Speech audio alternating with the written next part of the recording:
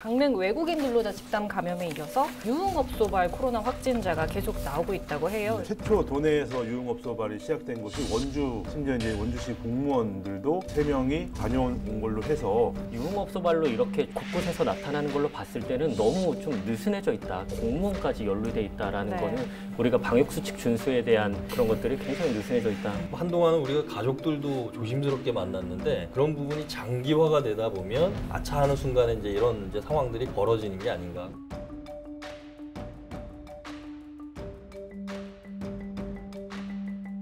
서울에서 내려오는 분들이 상당히 많은 것 같더라고요. 왜냐면 거기는 10시 이후로는 안 되기 때문에 춘천은 안 하네? 수도권에서 조금만 참아주시면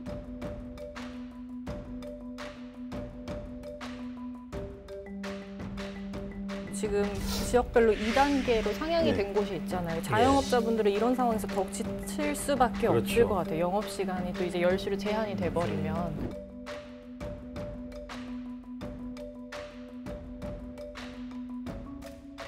그동안 변이 바이러스 같은 경우에는 울산을 시작으로 해서 전국적으로 이게 곳곳에서 나타나는 경향을 보이고 있거든요. 또 비상이 걸린.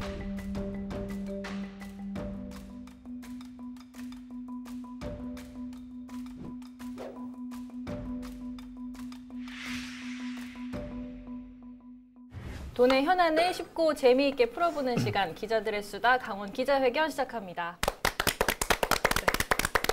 지난주에 저희가 이제 코로나19가 좀 심상치 않다 얘기를 했는데 지금도 계속 확산세가 좀 나타나고 있습니다.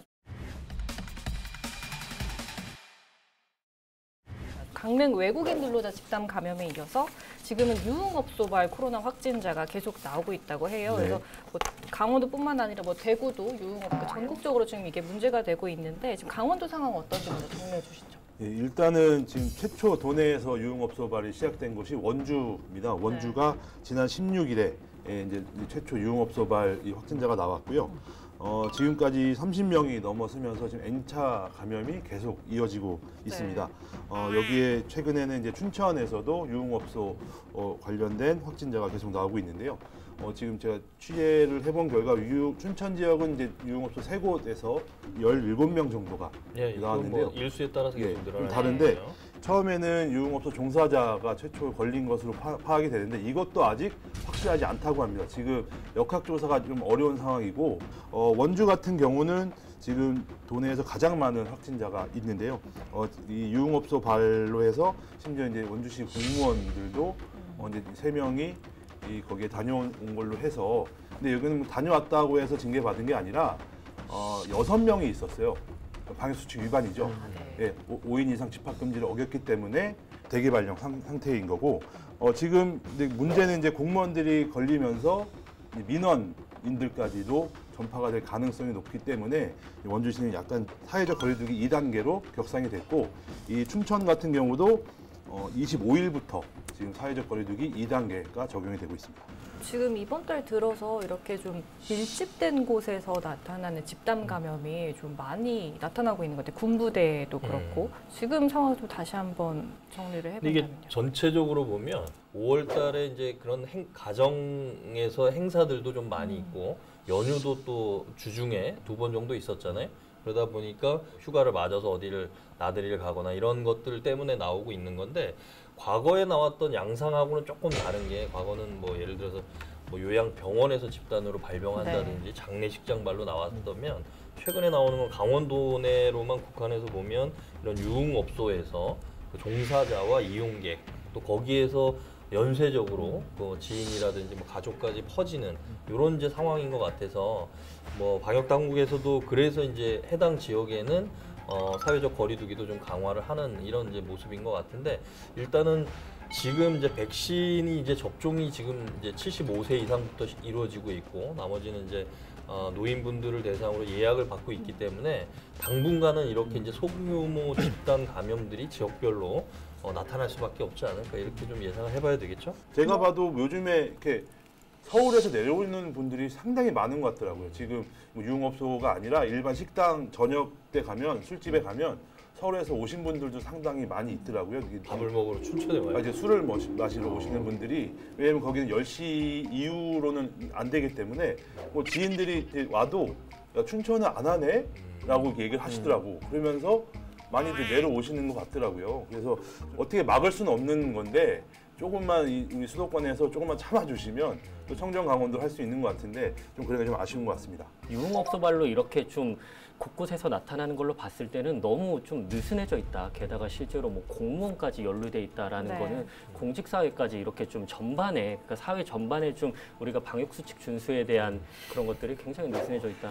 근데 나는 좀 사실은 이 언론에서는 네. 상당히 두 분 이제 기자님들도 마찬가지고 상당히 비판적으로 보기 때문에 그런 것들이 이제 일상에서 우리가 이제 시민 사회에서도 받아들이잖아요. 그러니까 우스갯소리로 우리가 집안에서도 방에 있다가 화장실 가려면 마스크를 무의식적으로 끼는 것처럼 일단은 모든 시민들이 이런 경각심이나 인식은 다 하고 계신 것 같아요. 그런 건 다행으로 봐야 되고 네. 다만 이게 우리가 1년 이상 동안에 이 코로나19 위험 상황이 지속되다 보면 사람들이라는 게 사실은 그 억눌렸던 욕망들이 있단 말이죠. 그렇죠. 뭐 술을 마시는 네. 것도 그렇고 뭐 한동안은 우리가 가족들도 조심스럽게 만났는데 그런 부분이 장기화가 되다 보면 아차하는 순간에 이제 이런 이제 상황들이 벌어지는 게 아닌가. 그래서 뭐 기자들은 열심히 기사를 쓰고 네. 방역 당국에서 관리를 철저히 하시니까 악화가 될 것 같지는 않다. 이번은 계기로 지금 지역별로 2단계로 상향이 네. 된 곳이 있잖아요. 자영업자분들은 이런 상황에서 더욱 지칠 수밖에 없을 그렇죠. 것 같아요. 영업시간이 또 이제 10시로 제한이 돼버리면. 그래서 이것 좀 방역수칙 좀 잘 지키고 이래야 네.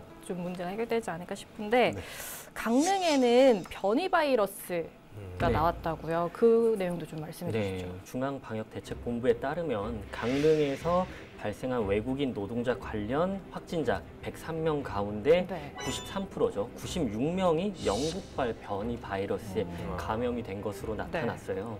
이게 지금 영국발 변이 바이러스가 기존 이제 코로나19 바이러스보다 전파력이 70% 강할 뿐만 아니라 네. 치명률도 61% 정도 높다. 이렇게 알려져 있고 그동안 변이 바이러스 같은 경우에는 해외 입국자를 중심으로 발생했는데 최근에는 뭐 울산을 시작으로 그렇죠. 해서 지금 전국적으로 이게 곳곳에서 나타나는 경향을 보이고 있거든요. 네. 네. 그래서 지금 방역 당국이 또 변이 바이러스 대처에 또 비상이 걸린 상태입니다. 기존에도 이제 백신 문제가 나왔을 때 변이 바이러스를 막을 수 있느냐 뭐 이런 이제 우려들도 좀 많이 있었던 것 같아요. 근데 이제 최근에 나오는 연구 결과들은 전문가들 얘기는 지금 나와 있는 백신들이 변이 바이러스에도 효과가 있다. 다만 완벽하게 하려면 뭐 2차 접종에서 끝나는 게 아니라 3차까지 가야 되는 거 아니냐 뭐 이런 이제 주장들도 나오시는 것 같은데 일단은 변이 바이러스가 많다는 거는 아까 이야기한 대로 확산율이 빠르다는 거잖아요. 네. 기존보다. 그러니까 결국은 우리가 추적하는 속도보다 확산율이 빠를 경우에는 사실은 이 자체가 좀 문제가 될 수 있기 때문에 그래서 좀 우려가 되는 건데 일단은 강릉 사례도 좀 주의 있게 저희도 계속 취재를 해봐야 되겠네요. 네. 네. 도내 대학 위기 저희가 계속해서 주목하고 있는 이슈인데요. 지난번에 이제 박영석 기자님이 또 한 차례 이제 강원도 내 대학교에 칼바람이 불 것이다 이렇게 좀 말을 했는데 일부 대학은 뭐 간호학과라든지 인기 있는 학과만 빼놓고 아예 다 없애려고 한다. 는 얘기도 있어요. 아마 조만간 그렇죠. 구조조정이 대규모 구조조정이 불가피할 것 같습니다. 최근에 강원 관광대가 정부 재정 지원 제한 대학으로 선정이 됐다고 합니다. 이번에 좀 정부가 좀 강력하게 구조조정 카드를 꺼낸 것 같은데 이 내용 좀 말씀해 주시죠. 네, 아무래도 학령 인구 급감으로 인해서 대학 구조조정 가능성이 거론된 거는 이제 하루 이틀 일은 어제 오늘 일은 아닌데 네. 이게 또 코로나19 상황까지 겹치면서 대학에서는 지금 여러모로 이제 느끼는 위기감이라는가 도내에서도 앞서 다뤘듯이 정원 미달 대학이 굉장히 많았고 네. 정부에서 이번에 폐교 카드까지 꺼내들면서 네. 대학 구조조정의 본격화를 선언을 한 겁니다. 예. 그러니까 권역별로 최대 50% 대학의 정원 감축을 공고하고 부실 대학은 폐교시키기로 방침을 정한 건데요. 지금까지는 대학 기본 역량 진단 평가를 통해서 그렇죠. 재정 지원을 제한하는 수준으로 관리를 했다고 한다면 이번 이제 내년부터는 개선 권고, 네. 개선 요구, 개선 명령 이 3단계 시정 조치를 거쳐서 만약 이 명령을 이행하지 않거나 회생이 불가능하다고 판단이 되면 폐교 수순까지 밟겠다는 거죠. 아예 문을 닫아버리게 예. 만들겠다. 그러니까 한중대 같은 사례가 또 나올 네. 수도 있다는 얘기입니다. 네, 그래서 이렇게 지금 재정 지원 제한 대학이 먼저 발표가 됐는데 네네. 강원도에도 포함이 됐다고요. 예, 말씀하셨듯이 그 강원 관광대 태백에 있는 강원 관광대학교가 예. 재정 지원 제한 2형, 2유형이 네.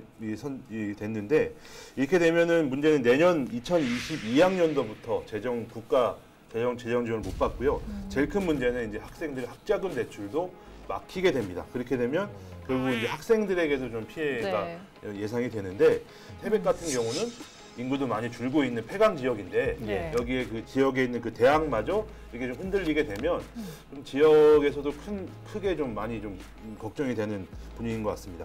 네. 일단 뭐 강원 관광대가 시작일 것 같아요. 지금 이런 상황이라면 충원율은 점점 뭐 강원도 전체적으로 지금 떨어지고 있는 상황이니까 지금 이 상황을 좀 내년 상황을 예상해 본다면 좀 어떻게 될 거라고 보세요? 근데 이번에 이제 대학의 체계적 관리 및 혁신 지원 전략을 이제 교육부가 5월 20일 날 발표를 한 건데 결국은 전국을 나눠서 유지 충원율이라는 것을 기준을 정하고 여기에 미달할 경우는 정원 감축을 시키겠다. 유지 충원이라는 게 뭐 좀 어려운 것 같은데 대학이 정부 재정 지원을 받기 위해서 일정한 수준으로 유지하는 신입생 또는 재학생의 충원율을 이야기하거든요. 그러니까 이거를 수도권하고 비수도권을 나눠서 유지를 하겠다. 그러니까 지방대학들도 서울은 내비두고 여기만 줄이겠다는 건 아니니까 일단 그들의 목소리가 좀 반영은 된 건 맞아요. 그런데 학령 인구는 계속 줄어들기 네. 때문에 지금 강도 높은 구조 조정을 하지 않으면 지방대들의 위기는 더 심화될 수밖에 없다 이렇게 봐야 되지 않을까요? 지금 뭐 그래서 강원 도내 대학교들은 학교별로 뭐 학과 통폐합도 추진하고 있고 그렇게 예. 하고는 있지만 이게 좀 문제 해결에 도움이 될지는 아직은 잘 모르겠습니다. 기자님은 어떻게 좀 보세요? 지금 네. 전문대 같은 경우에는 이게 자신들의 이제 어떤 통계나 이런 입학 정원 뭐 이런 통계나 이런 것들을 내놓기를 굉장히 꺼려하지만 진짜 내년이나 내후년에 한 두세 곳 정도는 더 문을 닫을 수도 있다. 대학들에서도 이런 대책을 마련하겠지만 네. 특성화 대학 각 과별로 이제 좀 잘 나가는 학과만 중심으로 해서 재편을 해서 이렇게 좀 세판짜기가 될 것 같은데 결국에는 뭐 학생 수는 줄어들 수밖에 없고 그럼에도 불구하고 좋은 평가를 받지 못한다면 네. 퇴출 수준이 될 수밖에 없는데 특히나 우리 강원 관광대 같은 경우에는 검찰에서 압수수색을 했다는 기사를 쓴 적이 있었어요. 왜 압수수색을 했었냐면 이 학생 충원율을 조작을 했던 거예요. 국가 보조금을 받기 위해서. 그러니까 아까 말씀하신 뭐 유지 충원율이라고 하셨나요? 그런 부분에 있어서 어느 정도 일정 비율 이상을 충족을 해야 국가에서 돈을 받을 수 있으니까 네. 그런 게 굉장히 대학들 입장에서는 목을 메고 있거든요. 그렇죠. 그러니까 이런 일까지 발생하게 된 건데 앞으로도 좀 아마 대학들이 좀 생존하기가 굉장히 어려워질 것으로 보입니다. 네. 근본적으로 보면 우리나라에서 고등학교 졸업한 사람이 대학에 가는 이 비율이 너무 높아요. 그러니까 이건 구조적으로 그렇게 양산된 대학 졸업생들을 기업에서 흡수할 수 있느냐 이런 차원으로 봐야 되거든요. 그런 면에서 봤을 때는 대학을 살릴 거냐 말 거냐에 대한 논의도 지금 당장은 단기적으로는 중요하지만 조금 더 가서는 대학 졸업한 사람들에게 어떻게 일자리를 줄 거냐. 서울대, 연대, 고대라는 우리나라 최고의 대학에서도 취직을 못하는 비율이 상당히 늘어났다고 하는 거 아니에요. 뭔가 구조적으로 바뀌어야 되는 거 아닌가.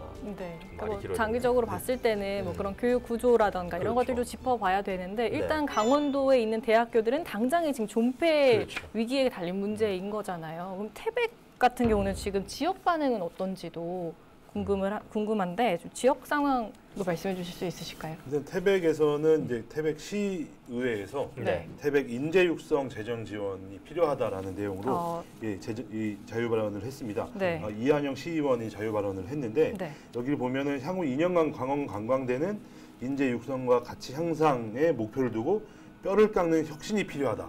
이를 위해서 졸업생과 취준생에 대한 재정 지원 등 제도 마련이 필요하다. 그러니까 시 차원에서의 이 이제 재정을 지원할 수 있는 방안이 필요하다라고 했는데 이 역시는 조금 어려운 상황인 것 같아요. 어떻게 일반 지자체에서 사립대학교에 재정을 그렇죠. 지원한다는 것 자체가 좀 이 법에 좀 맞지도 않고 하기 때문에 이런 거는 이제 정부나 이런 쪽에서 좀 더 이 지방대학을 살리기 위한 방안으로 좀 완화해 주던지 이런 걸 좀 해줘서 지자체와 지방대학이 함께 갈 수 있는 방안을 좀 마련해야 될 것 같고 특히 뭐 여기 좀 나가자면 특성화과를 아까 말씀하셨는데 문제는 이 특성화과가 좀 겹치는 것들이 많이 있어요. 네. 예를 들어서 이제 간호학과가 그 예인데 돈의 대부분의 이런 이 대학들이 또 이 간호를 특성화하기 때문에 또 거기서도 경쟁이 갈등이 이루어져야 되는, 되죠. 네. 예, 그래서 이런 것들을 좀 더 대학들이 우리 대학은 무엇을 하겠다 이걸 좀 맞춰서 좀 논의를 한 다음에 아니면 정부에서 자 니네는 이쪽을 좀 특성화해라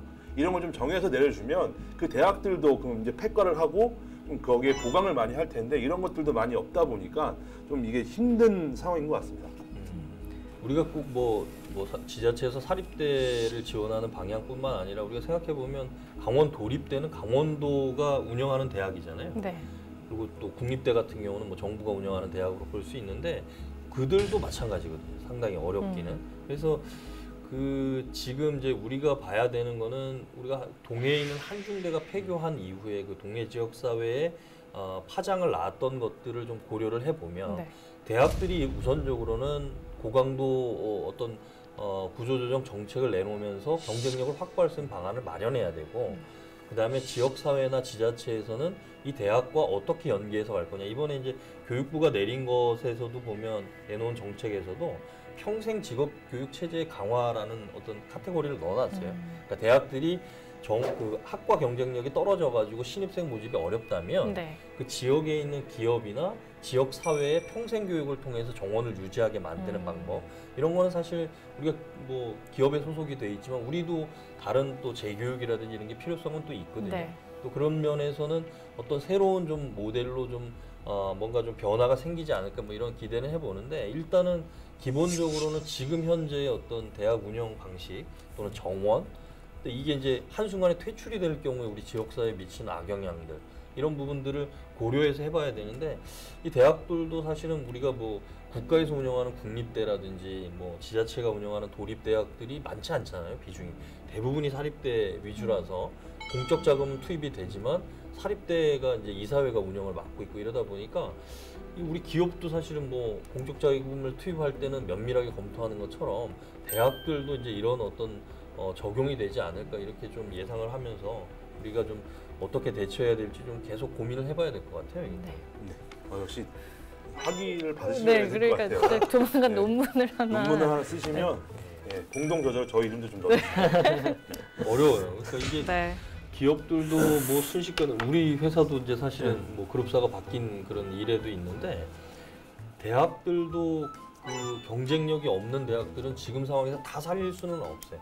다만 그 지역에 미칠 파장을 어떻게 최소화할 거냐 그런 면에서는 아까 이야기한 대로 그럼 지자체나 지역사회가 같이 갈 수 있는 부분들을 좀 찾는 건 필요한데 아마도 대학에게는 상당한 네. 좀 뼈아픈 시간이 되지 않을까. 뭐 어렵죠. 이거 다 못 살릴 것 같아요. 보면. 그렇죠. 이게 일전에도 이런 사례들을 보면은 일전에도 뭐 한중대 사례나 네. 일전에 이런 대학 기본 역량 진단으로 말미암은 이런 여파나 이런 걸 보면은 사실 지금 만약에 하루라도 지금 빨리 서둘러서 뭐 이렇게 머리를 맞대고 고민하지 않으면 수순이 뻔해요. 이제 시민 거기 상인연합회에서 뭐 힘들다라고 호소하는 성명을 내고 또 그러면 시의회나 의회 차원에서 또 우리가 그러면 또 정부에다가 건의문을 보내겠다 해서 네. 내고 그래도 안 되고 학생들이 폐교할 것 같으면 또 이제 뛰쳐나와서 우리 배우고 싶어요. 이러고 결국에는 그렇게 뒤늦게 이제 머리 맞대다가 어쩔 수 없네 문 닫고 이제 뿔뿔이 흩어지고 상권 이렇게 다 붕괴되고 이런 상황이 올 게 사실 한중대 사례만 봐도 워낙 뻔하기 때문에 예. 지금 뭐 우리는 앞으로 뭐 1, 2년 괜찮아. 우린 좀 버틸 수 있어. 이거를 지금 안심할 게 아니라 그렇죠. 조금 네. 나무가 아니라 숲을 보고 지금 대처를 해야 될 것 같아요. 네, 지금 뭐 지역에 있는 우리 강원도 내에 있는 대학뿐만 아니라 서울 안에 있는 대학들 중에서도 거기도 이제 뭐 좀 그렇죠. 경쟁력이 있는 대학과 없는 대학이 있잖아요. 경쟁력이 없는 대학은 지금 거기도 걱정을 한다는 거예요. 충원이 안 될까.